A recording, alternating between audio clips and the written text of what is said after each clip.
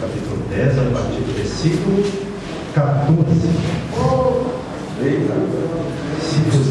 Se você puder ficar de pé, só para a gente ler, depois você pode se acomodar. Senhor nosso Deus e Pai, fala aos nossos corações por meio da Tua palavra. O Senhor tem manifestado já no culto. Ó Deus, o Senhor se faz presente. Agora nós pedimos, Senhor Pai, usa-me conforme eu te peço juntamente com a igreja, a Tua vontade, para que a igreja continue sendo edificada com a palavra do céu da noite. Em nome de Jesus, amém. E graças a Deus. Irmão, só me fala uma coisa. Nós passamos praticamente um dia juntos hoje. Por honra e glória a Jesus. O senhor falou alguma coisa com referência a essa palavra para mim? Não. Não, que eu estou mostrando para ele, já está marcado aqui. É o tempo da confirmação. Então vamos lá. 1 Coríntios 10, 14 em diante. Portanto, meus amados, fugi da idolatria, falo como a criteriosos, julgai vós mesmos o que digo. Porventura, o cálice da bênção que abençoamos não é a comunhão do sangue de Cristo? O pão que partimos não é a comunhão do corpo de Cristo? Porque nós, embora muitos, somos unicamente um pão, um só corpo, porque todos participamos do único pão.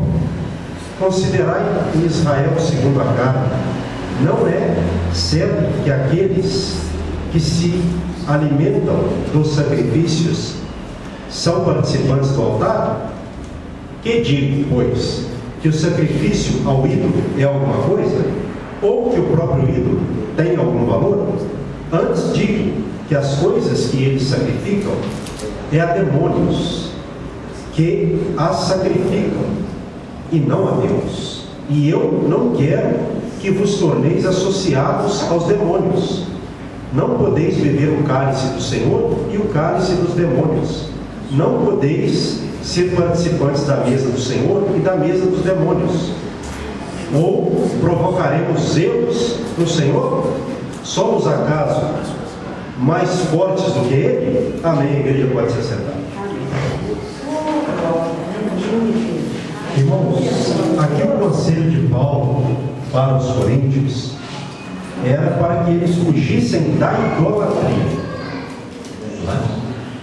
Da idolatria. Essa idolatria aqui, nós sabemos que idolatria, ela é uma referência, principalmente nesse contexto aqui, a ídolos, né? Que na verdade não são ídolos, são demônios. O que está por trás de imagens de idolatria? Demônios. Não é? E quantas nações e povos têm sido escravizados pela idolatria, crendo, né, que aquilo ali é um tipo de Deus, ou um semideus, ou aquele santo, aquela imagem, seja ela qual for, vai levar aquela pessoa a Deus. Sendo que a Bíblia fala que nós vamos a Deus somente por Jesus Cristo. Então, Paulo, ele disse aos coríntios, e os coríntios, eles eram muito assim, tentados à idolatria. Havia muito paganismo, né, em Corinto, na Grécia. Ou seja, muitos templos de ídolos pagãos, deuses, deusas. Então, Paulo fala isso num contexto em que eles eram muito tentados. Por isso que ele disse, para que eles fugissem da idolatria. Não é? Aí no versículo de número 15 ele disse, falo como a criteriosos, ou seja, eu falo a sábios, vocês são sábios, julgai vós mesmos o que digo. E o que ele estava dizendo, né, era digno de toda aceitação, porque ele estava no contexto em que eles viviam, dizendo para eles fugirem daquela idolatria que havia ali em Corinto. Versículo 16: porventura o cálice da bênção que abençoamos não é a comunhão do sangue de Cristo? O pão que partimos não é a comunhão do corpo de Cristo?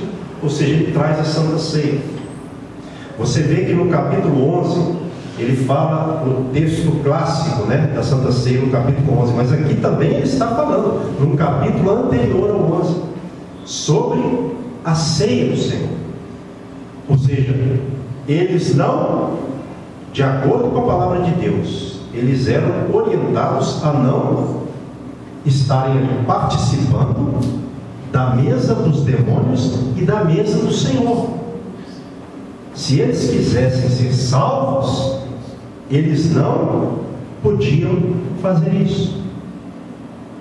Porque, com certeza, penso eu, que havia pessoas que iam para aqueles templos, né, pagãos, cultuavam lá aqueles deuses, comiam daqueles sacrifícios consagrados àqueles deuses, se prostituíam. Por quê? Porque fazia parte ali do ritual deles. A maioria dos rituais ali, esses rituais pagãos, fazia parte o quê?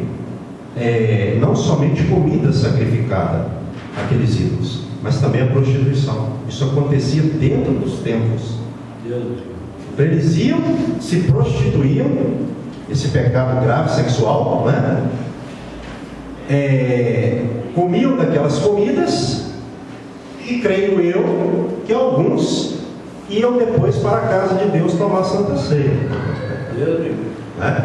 Por isso que Paulo fala, você vai ver aqui no versículo de número 21, não podeis beber o cálice do Senhor e o cálice dos demônios. Não podeis ser participantes da mesa do Senhor e da mesa dos demônios. Ele deixa bem claro, né? Ele foi bem categórico. Isso não pode acontecer. Se eles quisessem ser salvos, eles não podiam fazer isso, não é?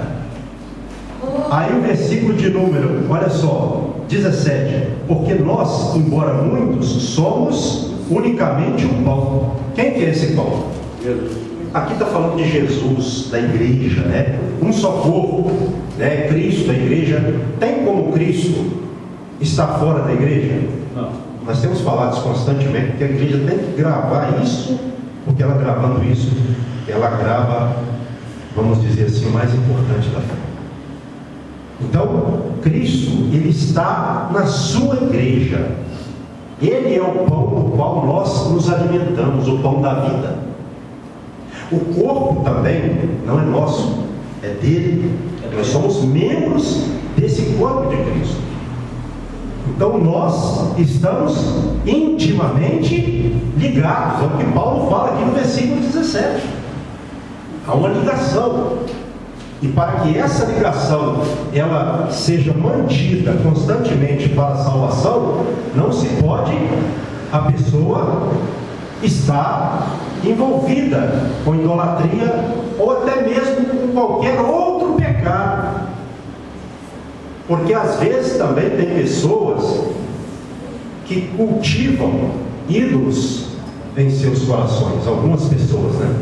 Tem pessoas que cultivam ídolos em seus corações.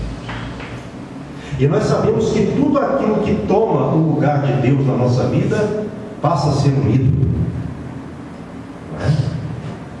É um problema grave. Paulo aqui trata de uma questão que era muito comum entre os coríntios.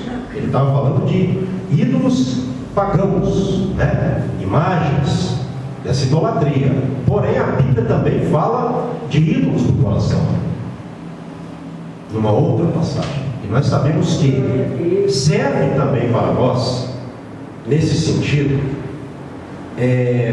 essa mensagem, para que nós também não, assim, façamos isso que eu creio que estava acontecendo na igreja de Corinto, que nós não venhamos a dividir Deus com qualquer outro tipo de coisa na nossa vida, que venha a disputar com Deus ou tomar o lugar de Deus e passe a ser um ídolo, não é? Por exemplo, tem pessoa que é viciada em certos tipos de pecado e aquele pecado se torna um ídolo, não é? Por exemplo, eu falei aqui sobre a prostituição. Fazia parte desses cultos a esses ídolos. E a prostituição hoje, nós podemos dizer que tem sido um tipo de Deus no mundo em que vivemos. Quantas pessoas hoje, no meio evangélico, não conseguem viver sem acessar, nós sabemos, a pornografia, pecados sexuais, futebol, idolatria. Exatamente, coisas que tomam lugar. Então a gente tem que vigiar muito nisso. Será que eu não estou tomando Santa Ceia e depois, já na segunda-feira, pode ser até depois da Santa Ceia, quando chega em casa, né? Eu já não estou acessando algo que tem sido o meu Deus, que tem me dominado? A pessoa tem que vigiar com isso, não é? Eu estou trazendo essa interpretação, embora Paulo aqui não esteja falando, ou não estava falando, né, sobre essa questão, mas nós temos que trazer para os dias atuais. Hoje nós sabemos que um dos pecados que mais tem derrubado pessoas nas igrejas é a pornografia. Isso é muito sério. Principalmente hoje com o aparelho celular, a pessoa, né, faz o que quiser. O grande problema é que de Deus não se esconde nada, não é? Então nós temos que vigiar. Então qualquer tipo de coisa que tome o espaço de Deus na minha vida torna-se o meu ídolo, caso eu faça isso. Eu tenho que vigiar isso. Todo cristão tem que pensar, calma lá, quanto tempo eu passo com Deus? Quanto tempo eu passo com a minha família? Quanto tempo eu passo fazendo as minhas atividades diárias? Será que eu não estou me dedicando a uma atividade que é contrária à palavra, mais do que a Deus? E isso tem se tornado um problema espiritual? Então nós temos que ter esse entendimento. Aí, vamos lá, versículo agora de número 18. Considerai o Israel segundo a carne.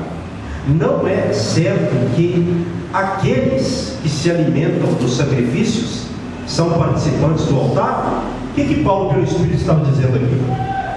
O povo de Israel, ele participava também, né, do sacrifício. O ofertante, em algumas situações, ele se alimentava do próprio sacrifício que ele levava.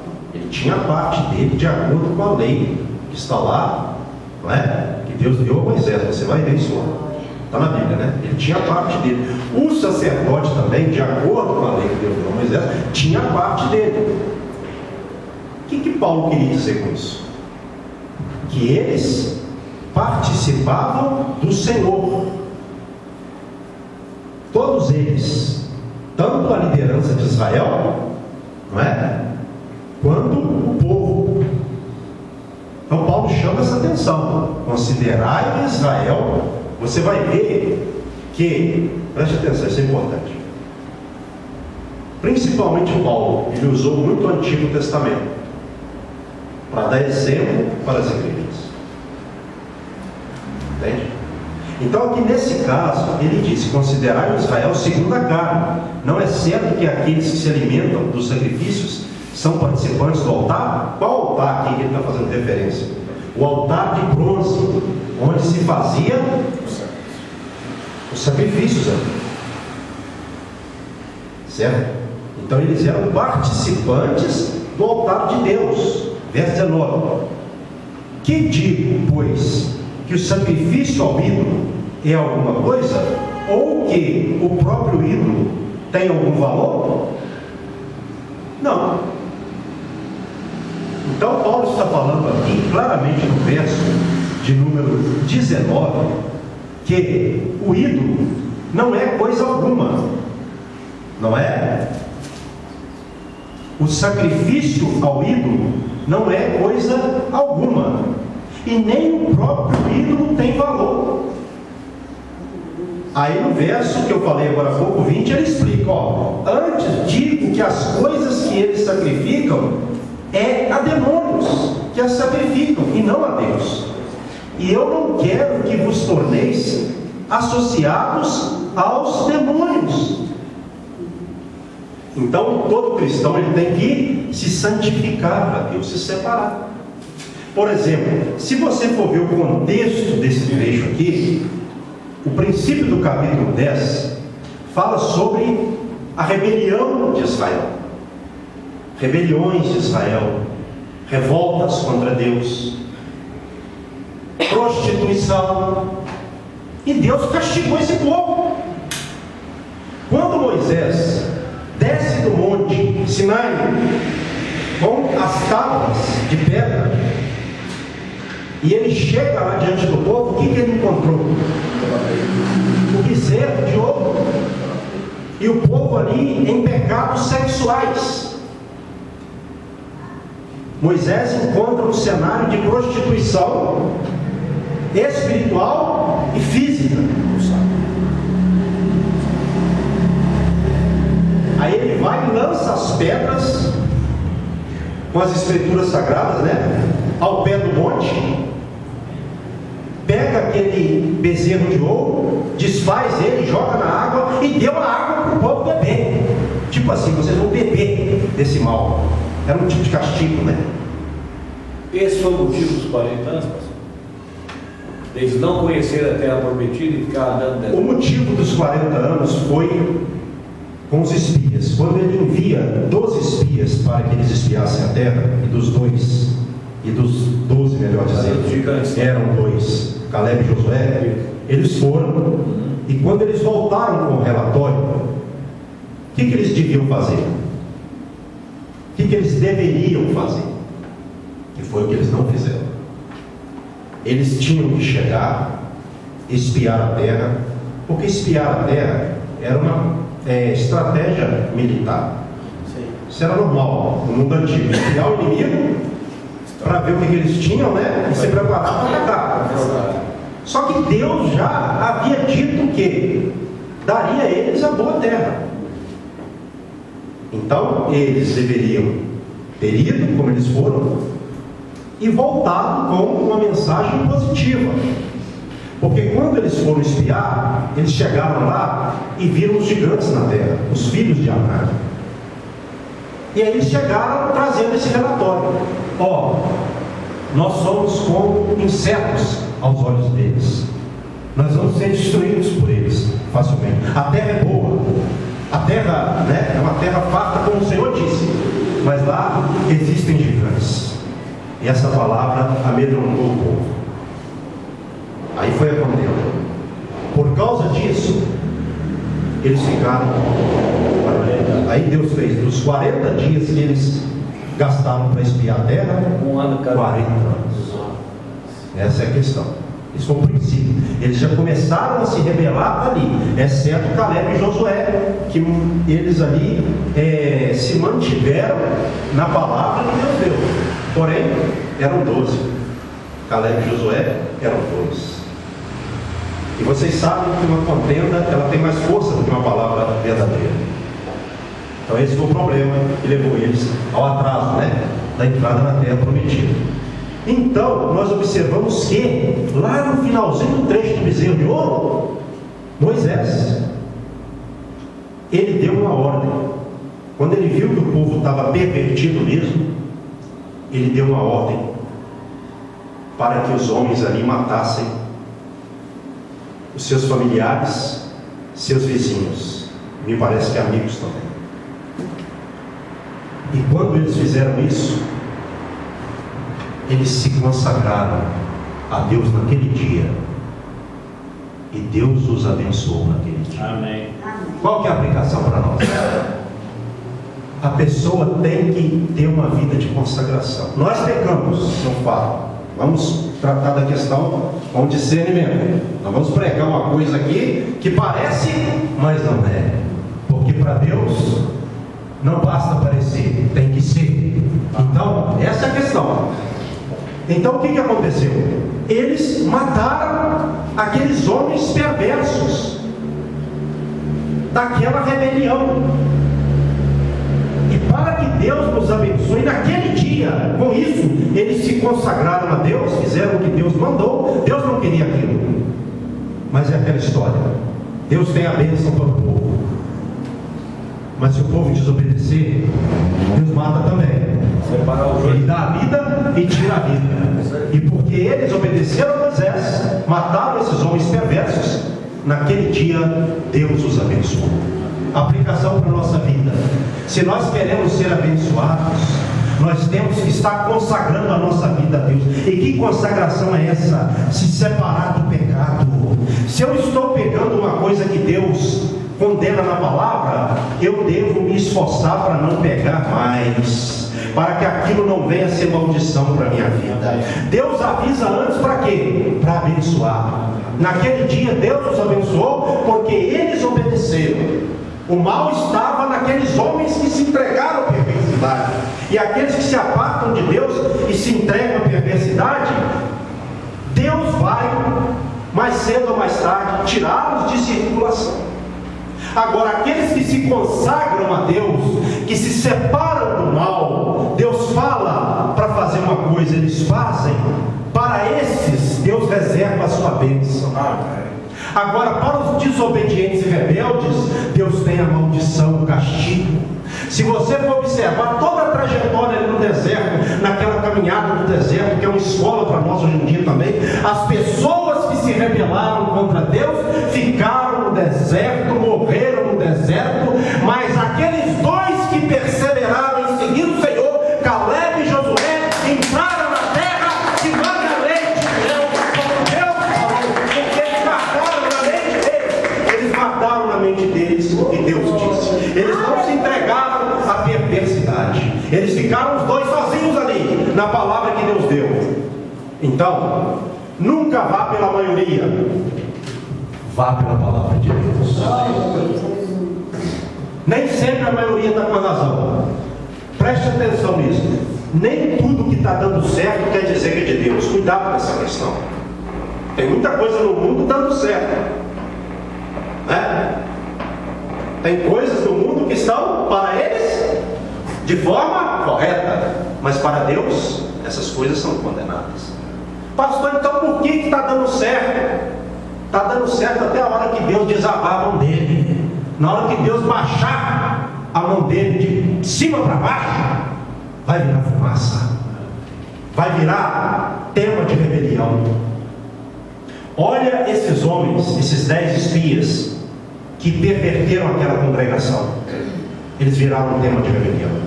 O crente, ele pode se tornar um tema de mensagem de salvação, de perseverança, como Caleb e Josué. Mas se não vigiar, ele pode se tornar sinônimo de maldição. Ele pode ser bênção, mas ele pode ser maldição. E aqui no caso, nós sabemos, nós não podemos estar participando do mundo e participando de Deus, porque tem crente que é meio mundo. Crente é mundo. Perna, igreja, outro mundo, exatamente. Mas para Deus não existe, não é? Então a gente tem que ter cuidado para não fazer associação com os demônios. Não se associe com aquilo que está errado. Quando eu me associo com aquilo que está errado, é sinal que eu estou indo pela maioria, por dinheiro, por status. A minha visão é essa, é uma visão corrompida. Tem muita gente que fez sucesso no passado, não tão distante, recente. E hoje, os podres têm vindo à tona. Com Deus não se brinca. Deus não vai permitir que ninguém peque com sucesso por muito tempo. Uma hora vai cair. Ele mesmo vai derrubar. Então nós temos que ter cuidado. O diabo está sempre à espreita. Exatamente. Ele está ao derre. Ele está querendo. Caso cristão. Porque se nós fizermos isso, aí vai acontecer isso aqui que está no verso 22. Ou provocaremos zelos do Senhor. Somos acaso mais fortes do que Ele? Quando a gente faz isso, a gente está provocando a Deus. A gente está gerando inveja de Deus. Pastor, que palavra é essa? Inveja? No texto original está inveja. Aqui está zelos, a inveja. Mas eu quero deixar essa questão para lá, trabalhar no seguinte sentido: quando a gente faz isso, a gente está provocando a Deus, e nós somos mais fortes do que Deus. Irmãos, isso é um problema grave. A pessoa provocar Deus é aquela história: malhar em ferro frio e bater em pedreira, que não vai quebrar. Deus pode até permitir, mas na hora que ele se irá, se enfurecer, essa pessoa vai desaparecer de uma forma ou de outra. Então nós não podemos irritar Deus, provocar Deus. Se a gente descer um pouquinho aqui, eu vou fechar aqui, a gente já vai para a celebração. Olha só, Paulo 23, Paulo no verso 23, capítulo 10. Todas as coisas são lícitas, mas nem todas convêm. Todas são lícitas, mas nem todas edificam. A gente pode fazer qualquer coisa, mas a questão é: convém eu, como servo de Deus, fazer isso? Isso vai edificar ou vai escandalizar? Então não vou fazer, não é? Verso 24: ninguém busque o seu próprio interesse, e sim o de outro. Quando a pessoa começa a fazer coisa que não é para fazer, é que ela está pensando nela própria. A mensagem do corpo de Cristo aqui: o cristão, ele não pode. Tem várias passagens na Bíblia que falam sobre isso. Isso precisa ser pregado. Ele não pode pensar em si próprio. Ele tem que pensar no outro, no seu irmão, na igreja, no corpo de Cristo. Eu não posso, se eu quiser ser salvo, promover escândalo. Eu tenho que pensar o que eu vou fazer. Eu tenho que pensar o que eu vou gerar com esse feito meu. Será que eu não vou promover um escândalo? Eu não vou levar alguém ao tropeço, a se afastar da igreja? Então tem que pensar. Se eu quiser ser salvo, eu tenho que pensar, porque eu não sou igreja sozinho. Eu só sou igreja se eu estiver no corpo de Cristo, do qual Ele é a cabeça. Amém. Então quer ser salvo? Ame o seu irmão, ame e dedique-se para o seu irmão. Faça o possível para não, preste atenção, faça o possível para não promover escândalo na igreja, para não entristecer o seu irmão. Tem pessoa que ela parece não, tem pessoa que faz isso, infelizmente, dentro de igreja, irmão. Tem pessoa que irrita o irmão. Ela faz uma coisa que ela sabe que o irmão vai ficar aborrecido, e ela faz a si mesma, porque ela está pensando nela própria, o interesse próprio. Está na igreja, mas com a mente no mundo. Cuidado com isso, né? Era o teor da mensagem para os coríntios de Paulo, né? 21, comei de tudo o que se vende no mercado, sem nada perguntais, por motivo de consciência. Aqui, se você não ler tudo, se você for observar, Paulo aqui não está falando, você pode comer de tudo. É porque, o que acontecia? Essas carnes que eram sacrificadas aos ídolos, sobrava muita carne, certo? Elas eram sacrificadas, e ali essas carnes, de uma forma ou de outra, elas iam para os mercados para serem vendidas. E com certeza um cristão, caso Paulo fala sobre isso aqui, ele fosse convidado para ir na casa até mesmo de um não cristão e tivesse ali, né? E esse cristão tivesse em sua casa essa carne comprada, consagrada ao ídolo, mas comprada no mercado, Paulo fala, pode comer, não tem problema nenhum. Interessante isso, né? Mas ela não foi consagrada a ídolo.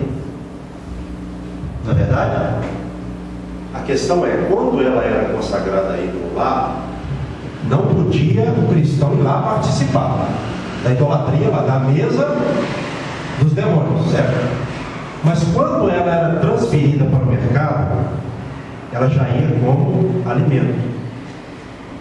Aí já não era mais consagração. Ele podia comer. Paulo está falando que ele tinha liberdade, um cristão, para isso. Mas se caso alguém chegasse, cristão ou não, e falasse assim, isso é coisa sacrificada a ídolo, não coma. Aí era para ele não comer, para não escandalizar aquele irmão que sabia que aquela carne havia sido sacrificada ao ídolo. Qual que é o pensamento? Eu tenho liberdade para fazer determinado tipo de coisa, mas se eu vou promover escândalo, é melhor não fazer. Mesmo eu tendo liberdade para aquilo ali, mas para não escandalizar, não enfraquecer a fé de alguém, até porque alguém podia pensar assim, uai, se ele está comendo, ele disse que é crente, mas está comendo coisa sacrificada a ídolo, então não tem problema. Então a pessoa, ela podia ter esse pensamento. Por isso que Paulo fala, caso promova escândalo, ou se for para promover escândalo, não coma. Você tem liberdade, mas se alguém chegar falando, fica sem comer, velho. Isso para quê? Cuidado com a pessoa. Então às vezes você tem liberdade para fazer uma coisa, mas se você for ver que aquilo vai ofender o seu irmão, abra mão disso, não faça não. Porque você quer entrar no céu e o seu irmão também. E caso você fizer, de repente, dependendo da situação, no contexto que Paulo estava falando aqui, você pode levar um irmão sem um desvio. Esse é o problema. Será que nós temos pensado nas nossas atitudes? A mensagem que a gente olha para dentro da nossa mente. Como tem sido o meu testemunho para meus irmãos da igreja e para a sociedade? Eu tenho aproximado os meus irmãos de Deus através do meu testemunho de vida ou afastado? Vigiar isso aí. A intenção de Paulo aqui era a preservação e o não escândalo. E nós vivemos no tempo dos escândalos, e temos que ter cuidado. Versículo agora de número 30, vamos lá. 31. Portanto, quer comais, quer bebais, ou façais outra qualquer coisa, fazem tudo para a glória de Deus. Aqui está. Aqui está a receita. Eu estou pregando aqui. Será que é para a glória de Deus? Eu estou fazendo qualquer outra coisa. Será que é para a glória de Deus? Esse é o pensamento. É um pensamento. Esse versículo 31 da primeira carta de Paulo aos Coríntios, capítulo 10, é um versículo chave. O cristão é orientado a fazer tudo para a glória de Deus. Se eu estou fazendo uma coisa e aquilo está gerando mal nas pessoas, onde está a glória de Deus nisso aí? Eu tenho que pensar. Preste atenção. Tem muitas passagens de Paulo onde o Espírito Santo levou a passar para as igrejas esse pensamento. Nunca pense só em você individualmente. Pense no corpo. Quem pensa no corpo, no bem-estar do corpo, pensa em Cristo, e quando Cristo vier, Cristo vai levar ele para o céu e vai subir para a glória. Quem não pensa no corpo, vive causando problema na igreja, esse não vai subir, vai ser condenado, porque gera problema, causa problema na igreja. Tem muitos nessa situação, infelizmente. Então, tudo que nós fizermos deve ser para a honra e glória de Deus. Se não for para a glória de Deus, não faça. Ah, pastor, mas aí eu vou perder. Ninguém vai entrar no céu se não perder alguma coisa. O céu, grave isso no seu coração. A revelação que me veio aqui agora. O céu é para os perdedores, que abrem mão das coisas materiais para ganhar as riquezas celestiais, para estar com o Senhor na glória para todo o sempre. E nós queremos falar. O céu é para quem quer. Quem ganha demais aqui na terra, você pode ficar desconfiado. Quem está se dando bem em tudo aqui na terra, observa. Isso não é um sintoma de alguém que está caminhando rumo ao céu. Ué, pastor, que doideira é essa? Só está falando então que a gente tem que perder tudo? Não, calma lá. Algumas coisas nós perderemos. Os apóstolos perderam muitas coisas? Sim, e até a própria vida. Cristo? Sim, e até a própria vida. Por que nós somos melhores do que eles? É só você pensar. A própria Bíblia responde. Sem perder, ninguém entra lá. Tem que abrir mão, tem que sofrer, tem que renunciar muitas coisas para ser discípulo e entrar no céu. Versículo 32. Não vos torneis causa de tropeço, nem para judeus, nem para gentios, nem tampouco para a igreja de Deus. Olha só. Não leve ninguém ao tropeço. Ninguém. E nem também dentro da igreja. Oh Deus, aleluia. Então, se você vai se vestir, se vista homem ou mulher, até jovem também. Se vista como um servo de Deus. A roupa você pode escolher, mas o padrão quem dá é Deus. Ordem e decência, respeito e moral, senão não tem céu. Essa é a questão.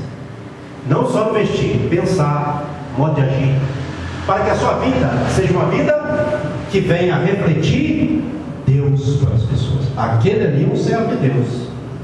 Não vejo ele com escândalo, não é? A gente só vê ele se esforçando. Não que a pessoa deve ser perfeita, porque ninguém vai ser perfeito, só Cristo, né?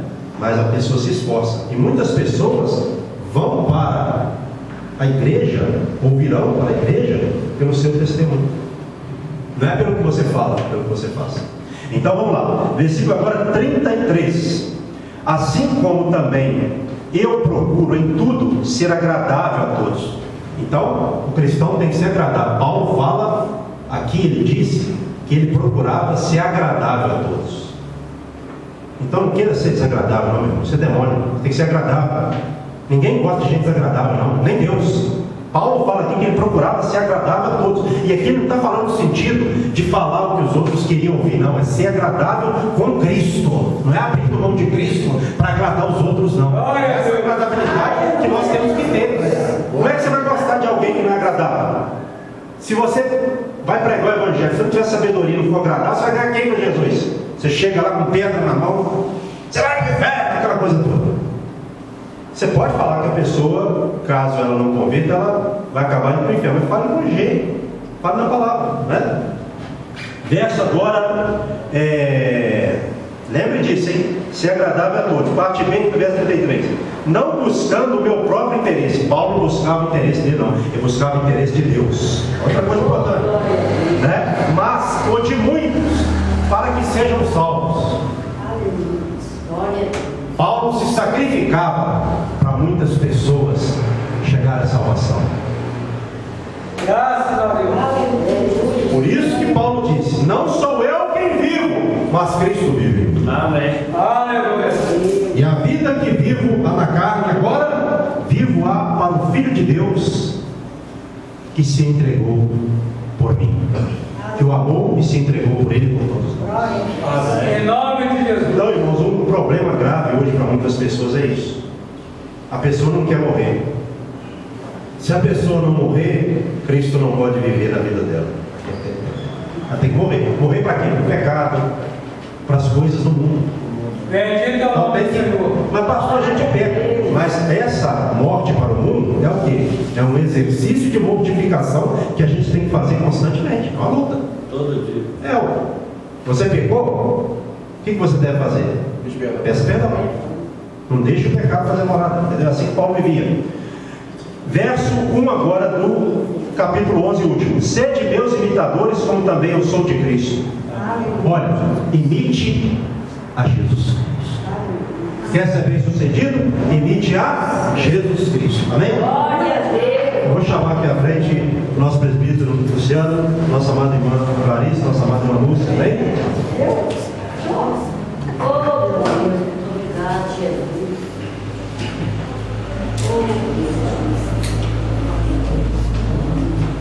Irmãos, agora vamos orar. Nós vamos orar para que esses elementos eles passem a ser, a partir desta oração, elementos espirituais para a nossa vida, não apenas pão físico e vinho físico, mas sim elementos para salvação, com efeito salvífico para a nossa vida. Amém? Nosso presbítero Luciano vai estar orando aqui, consagrando esses elementos ao Senhor, em nome de Jesus. Amém? Antes de tudo, eu gostaria de fazer só uma parte. Gostei da pregação, muito boa. Estava ali sentado ali e me veio uma inspiração no coração. Os nossos irmãos no passado, quando erravam, eram todos mortos. Já parou para pensar, você celebrou o corpo e o sangue de Jesus indignamente e fosse cobrado da mesma forma que era do passado? Será que todos nós aqui que celebramos a ceia, se fosse na parte do passado, nós todos seríamos aqui em pé, vivos, contemplando o nome de Deus, cheios da comunhão de Deus? Ou dependendo se nós celebrássemos aqui nessa noite o corpo e o sangue dele dignamente. Aleluia, graças a Deus. Nós todos aqui padeceremos. Eu não estou julgando a igreja, não, jamais. Quem sou eu para julgar? Eu sou um pecador. Não sou digno de celebrar a ceia. Ah, por que você não é digno? Porque se a gente for ler a Bíblia, ninguém é merecedor. Verdade. É só um despertamento para a igreja, para ver como nós estamos presentes. Talvez nós achamos que estamos na pura santidade. Mas será se realmente ele mostrar para nós, ou revelar-se para nós, será que realmente nós estamos tão santificados assim na presença de Deus? Estamos tão cheios assim da presença de Deus? Cheios do Espírito Santo, contemplando em espírito e em verdade? Ou será que vivemos de uma maneira egoísta, achando que nós estamos perto de Deus, a parte que nós estamos afastados? É um resumo para cada um que eu deixo nessa noite. Como estamos? O meu maior prazer é que Deus revelasse as coisas. Sonhos, visões, é uma parte que todo mundo não duvidaria de nada, porque hoje tem um monte de gente na igreja que duvida de tudo. Não acredita em nada. Falamos que vivemos a palavra, mas duvidamos a própria palavra. Glória a Deus, aleluia. No nosso coração. A Bíblia inteira é composta de visão, revelação, profecia. E muitas das vezes não acreditamos mesmo. E falamos que nós vivemos. Deus de poder, aleluia. Glória a Deus, olha. Altíssimo Deus e Santíssimo Senhor. Nesta hora apresentamos, aleluia, este pão e este suco. Aleluia, graças a Deus. Transforma ele espiritualmente nesta hora no teu corpo e no teu sangue. Derrama neste momento, aleluia, uma gota do teu sangue sobre ti. Aleluia, para que nós entremos numa comunhão perfeita contigo. Graças a Deus, aleluia. Bendito és o teu santo nome. Nos ajude cada dia mais a aproximar da tua presença, como diz a sua própria palavra. Que não nos afastamos de ti, achando que estamos aproximados. Graças a Deus. Que todos aqueles que forem celebrar nesta hora da ceia, aleluia, seja para a sua própria alimentação e glorificação do teu santo. É o que nós te pedimos neste momento e nesta hora. Aleluia, graças a Deus. Louvado és o teu santo nome. Amém. E graças a Deus. Aleluia.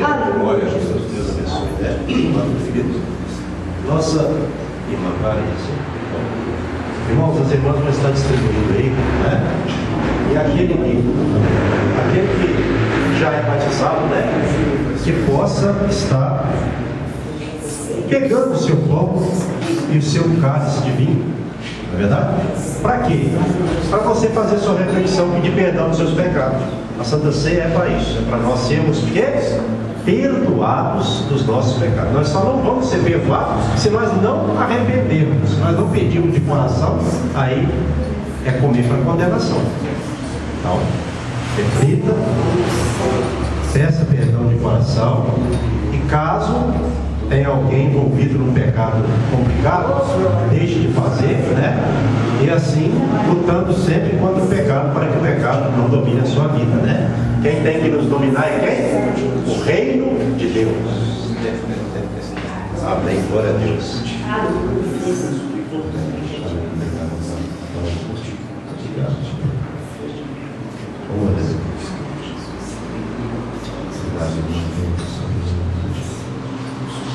Quem estiver aí já, né, na condição, quem já está com seu pão, com seu vinho, pode começar a fazer sua oração, amém? Ó Deus amado, Deus querido, ó Deus, nós te pedimos perdão dos nossos pecados. Como o presbítero disse aqui, meu Pai, na verdade, se a gente fosse olhar, ninguém é digno, meu Pai, mas Jesus Cristo nos dignifica, nos justifica. E aí, meu Pai, entra essa questão. Nós somos justificados por Ele, por isso estamos aqui. Caso contrário, ninguém seria digno, meu Pai, porque somente pelo corpo e pelo sangue do Teu Filho amado que morreu por nós na cruz do Calvário é que nós somos dignos, ó Pai, da ceia. Ó Deus, perdoa-nos dos pecados, a mim e a todos os irmãos, daquilo que pensamos, daquilo que falamos, daquilo que fizemos, ó Pai, pensamentos, palavras, atos, obras, ó Pai, que fizemos que não agradaram ao Senhor. Perdoa-nos, ó Pai. Tenha misericórdia, meu Pai, daquilo que nós fizemos e que não realmente está de acordo com a Tua vontade. Ó Deus, tenha misericórdia de nós, como na realidade o Senhor tem. Ó Deus, que nós estejamos sempre arrependidos de nossos pecados, para que nenhum pecado, meu Pai, venha dominar-nos, ó Deus, para nos separar do Senhor, porque o pecado separa, meu Pai, o homem do Senhor, quando o pecado domina o homem.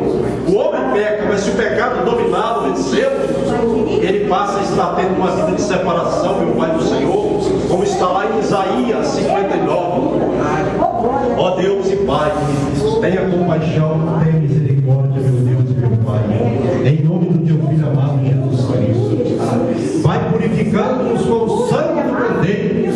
Ó Deus, que ao nós estarmos comendo o pão e tomando o cálice de vinho, que nós, ó Pai, estejamos alimentando-nos para a nossa salvação, participando da mesa do Senhor, ó Pai, que não pode ter associação com a mesa dos demônios. Ó Deus e Pai, que venha sobre nós um batismo de santidade, de purificação, de vontade de buscar ao Senhor, ó Pai, de ocupar a nossa vida com o Senhor, para que o inimigo não ganhe, meu Pai, espaço em nossos corações, em nome de Jesus Cristo. Oh Deus e Pai, Deus amado, Deus querido, que caia por terra toda a condenação contra a nossa vida, meu Pai, que toda a condenação do acusador das nossas almas, Satanás, ó Pai, caia por terra nesta noite, pela oração, pelo pedido de perdão, meu Pai, pelo arrependimento e pelo perdão que o Senhor nos concede, em nome de Jesus, ó Pai, porque sabemos que o diabo não tem poder sobre a vida daquele, meu Pai, que está coberto pelo sangue do Cordeiro. O diabo não tem poder sobre a vida dele, ele pode até atacá-lo, mas não vencerá essa pessoa que está coberta pelo sangue do Cordeiro. Oh, aleluia. Porque nós somos justificados pela fé e pelo sangue de Jesus Cristo vertido, meu Pai, na cruz do Calvário, calculado. Amém. Oh, glória a Deus. Aleluia. Ó Deus, tenha misericórdia de nós. E que nós estejamos agora, meu Pai, que vamos comer o pão que simboliza o corpo. Dignos, ó Pai, pela Tua misericórdia e graça, para que nós continuemos de sobre a face desta terra, fazendo a Tua vontade, ó Pai, e tendo a saúde física e a saúde espiritual. Porque, como o presbítero disse aqui, meu Pai, no caso da igreja de Corinto, tinha pessoa fraca, doente e morrendo, porque não estava, meu Pai, ceando com a devida reverência. E nós sabemos que isso pode acontecer. No meu modo de pensar, meu Pai, tem muitas pessoas nas igrejas que estão morrendo por não estarem, meu Pai, fazendo, ou por não terem feito a vontade do Senhor. Essas pessoas têm morrido. E outras estão morrendo, meu Pai, porque estão inadequadamente na presença do Senhor. E é um aviso, meu Pai, Santa Ceia para salvação tem que ser, meu Pai, com o devido espírito da Santa Ceia. Tem que discernir o corpo de Cristo, meu Pai. Quem não discernir o corpo de Cristo, come e bebe para a sua condenação. O corpo, meu Pai, é aquele corpo de Cristo, tanto a igreja quanto o corpo por meio do qual ele sofreu. Ele foi rasgado, meu Pai, pelos chicotes ali, ou pelas chicoteadas que ele tomou. O sangue foi vertido, ele foi humilhado, ele foi zombado, ele apanhou e morreu como um dos piores criminosos. Quem não entender isso, meu Pai, esse sacrifício de Cristo não será para a sua salvação, e sim para a condenação. Então, meu Pai, que nós sempre ceiemos com a devida reverência e com discernimento, porque a igreja de Corinto estava tendo pessoas fracas, doentes e morrendo, porque não estava discernindo o corpo de Cristo. Que nós, ó Pai, nós saímos com esse espírito de discernimento do corpo de Cristo, em nome de Jesus. Amém. Graças a Deus. Quem já fez a sua oração, quem não fez pode continuar fazendo, é pessoal, mas quem já fez, eleve um pouco o seu pão acima e diga assim: Senhor meu Deus, eu te agradeço pelo Senhor ter enviado teu Filho para padecer o seu corpo na cruz do Calvário pelos nossos pecados, em nome de Jesus. Quem orou com fé, coma do pão, simboliza o corpo de Cristo, em nome de Jesus.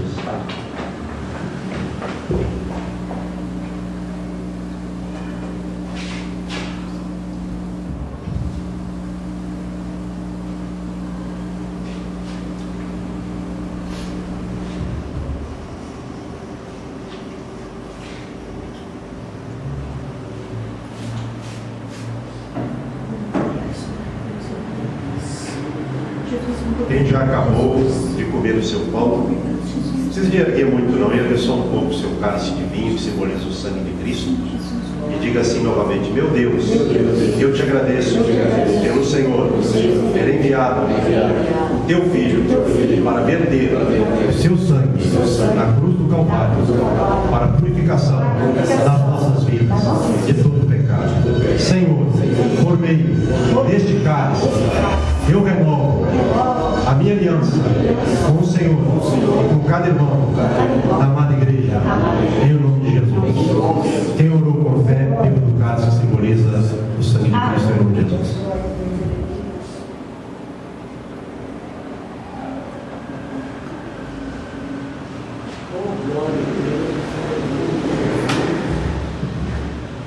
Glória a Deus, aleluia. Bendito seja Deus nas alturas. Aleluia. Irmãos, eu sei que os irmãos têm que trabalhar amanhã cedo, então não vou me estender muito não, tá bom? Se você está aí na sua comunhão, pode continuar, mas se não, faça assim com as suas mãos em forma de receber.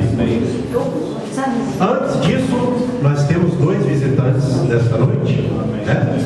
A primeira é a Raíssa, acertei o nome? Luiz e Raíssa. Como que a igreja vai recebê-los nesta noite? Sejam bem-vindos em nome de Jesus. Voltem sempre. Esta igreja é para vocês. Fiquem à vontade, que Deus abençoe. Foi um prazer ter os irmãos conosco. Faça assim agora com as mãos em forma de receber. Pai, a todos presentes e ausentes, eu abençoo com o teu amor, com a graça do Filho e com a suave e doce consolação do Divino Espírito Santo. Dê um final de domingo, meu Pai, consolado, encorajado, para que nós terminemos a semana, meu Pai, no encorajamento do Espírito Santo, e comecemos a semana prática amanhã, meu Pai, no ânimo, no encorajamento, na consolação do Divino Espírito Santo. Senhor, os abençoe. Em nome de Jesus, amém. Que as palmas louve a Deus, amém. Vamos agora pedir a paz de Cristo para terminarmos o culto em comunhão. Deus abençoe em nome de Jesus, amém. Vamos lá. Essa coisa, bem? É contagiante, é contagiante.